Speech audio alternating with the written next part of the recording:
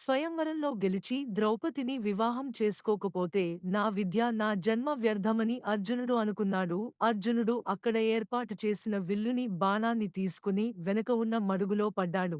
ఆ మడుగు దాదాపు 200 అడుగుల లోతు ఉంది. అర్జునుడు పడిన చోటనే అందరూ చూస్తున్నారు కాని అక్కడ నీళ్లు కొంచెం కూడా కదలడం లేదు. ఆ బ్రాహ్మణుడు ఆ నీటిలో మునిగి చనిపోయాడా ఏంటి అని అందరూ అనుకుంటున్నారు కాని అర్జునుడు అత్యంత వేగంగా ఈదుతున్న చేపకి బాణం గురిపెట్టాడు.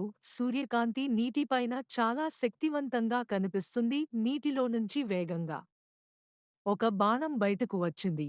ఆ బాణంకి మధ్యలో చేప గిలగిలా కొట్టుకుంటూ ఉంది. సభలో ఉన్న ప్రజలంతా ఆశ్చర్యంతో ఉన్నారు. అప్పుడు అర్జునుడు నీటిలో నుండి బయటకు వచ్చాడు. స్వయంవరానికి వచ్చిన వాళ్ళంతా జయహో వీర జయహో అని అరుస్తున్నారు. ఇప్పుడు దుర్యోధనుడికి అర్థమైంది.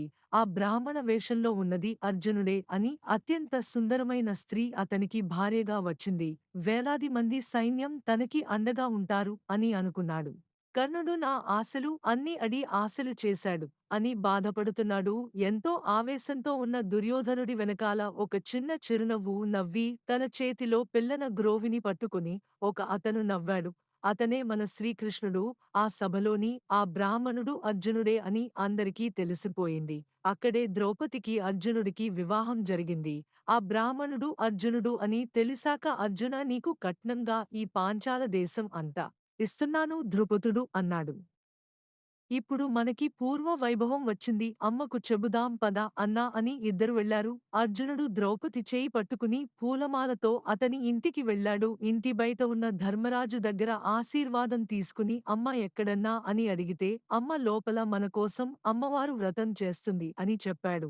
అప్పుడు అర్జునుడు బయట నుండి అమ్మ నీకోసం ఏం తెచ్చానో చూడు అని అన్నాడు. ఎప్పటిలాగే తినడానికి ఏదో తీసుకొచ్చి ఉంటాడు అని అనుకుని కుంతీదేవి ఏం తీసుకువచ్చినా మీ ఐదుగురు సమానంగా పంచుకోండి అని అన్నది. అప్పుడు అర్జునుడు అమ్మ నేను తీసుకువచ్చింది ఆహారం కాదు కోడల్ని అని అన్నాడు. అప్పుడు ఆ మాట విన్న కుంతీదేవి బయటకు వచ్చి అయ్యో నేను అమ్మవారి వ్రతంలో ఉన్నప్పుడు నా నోటి నుంచి అమ్మవారు పలికించింది వ్రతమయ్యే వరకు అబద్ధం చెప్పకూడదు జరగని మాట అనకూడదు అలా కాకుండా చేస్తే మన వంశానికి అరిష్టం అని ఆమె బాధపడింది. ఇంతలో అక్కడికి వ్యాసుడు వచ్చాడు. అమ్మ కుంతీదేవి నీచేత ఆ మాట పలికించింది. సాక్షాత్తు ఆ పరమశివుడే నువ్వేమి బాధపడకు పాండవులు ఐదుగురు ఆమె భర్తలు అవ్వడం ఆమె విధి అని చెప్పి ఒక కథ చెప్పడం మొదలుపెట్టాడు.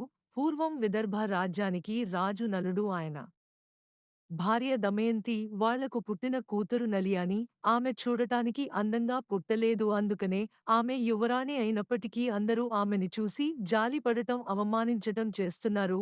ఎవరూ తనని వివాహం చేసుకోవటం లేదు.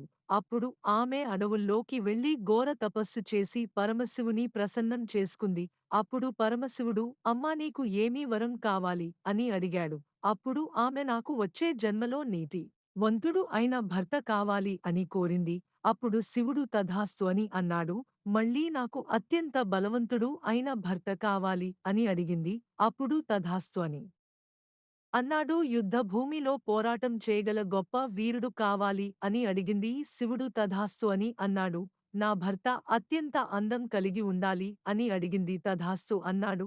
నా భర్త నన్ను అత్యంత గొప్పగా ప్రేమించాలి అని అడిగింది. తథాస్తు అని అన్నాడు. నల్యాని తనకు తెలియకుండానే ఐదుగురు భర్తలని కోరుకుంది. ఆ నల్యానియే ఈ జన్మలో ద్రౌపదిగా పుట్టింది. ఇది నీ విధి అమ్మ అని వ్యాసుడు ద్రౌపదితో అన్నాడు. అది విన్నా ద్రౌపది ఎడవటం మొదలుపెట్టింది. నేను ప్రేమించింది అర్జునుడిని తనతో సంతోషంగా ఉండాలి అని అనుకున్నాను కానీ మీరు ఇక్కడ ఐదుగురిని భర్తలుగా చేసుకోమని అంటున్నారు. ఈ లోకం నన్ను ఏమంటుంది నా వల్ల ఈ పని కాదు అని అన్నది. అప్పుడు వ్యాసుడు నీ ముందు 3 అవకాశాలు ఉన్నాయి. అవి ఏమిటి అంటే నీ భర్త అయిన అర్జునుని తీసుకుని నువ్వు వెళ్ళిపోవడం. నువ్వు అలా చేస్తే కొంతకాలం మంచిగానే ఉంటారు. తర్వాత తన తల్లి తమ్ముళ్ళు గుర్తుకు వచ్చి వీళ్ళంతా విడిపోవడానికి నువ్వే కారణం అని నిన్ను ద్వేషిస్తూ నీ దగ్గర ఉండడం నీకు ఇష్టమేనా ఇక రెండవది నువ్వు అర్జునుని వదిలేసి తిరిగి నీ పంచాల దేశానికి వెళ్ళిపోవడం. నువ్వు అలా చేస్తే భర్త వదిలేసిన స్త్రీగా నిన్ను సమాజం గుర్తిస్తుంది.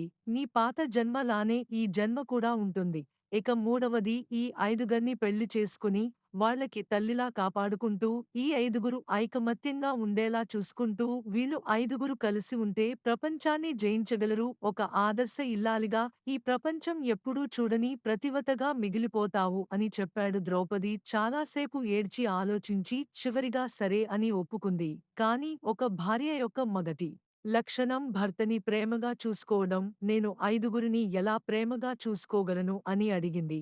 అప్పుడు వెంటనే నారాయణ అనుకుంటూ నారదుడు కడికి వచ్చాడు. నీకు పూర్వం జరిగిన ఒక కథ చెప్తాను అని అనుకుంటూ పూర్వం అతిసుంద అని రాక్షసులు ఉండేవాళ్ళు.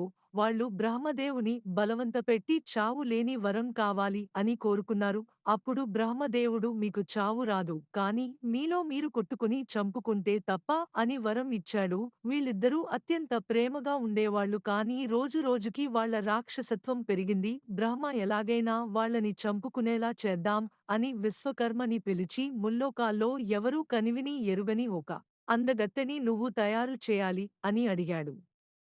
అప్పుడు విశ్వకర్మ ఇంద్రలోకం, నాగలోకం, భూలోకం అన్నీ తిరిగి ఒక అత్యంత సుందరమైన స్త్రీని సృష్టించాడు. ఆమె తిలోత్తమ, ఆమెకు మించిన అందగత్త ఇంతవరకు పుట్టలేదు, ఆ తర్వాత కూడా పుట్టలేదు.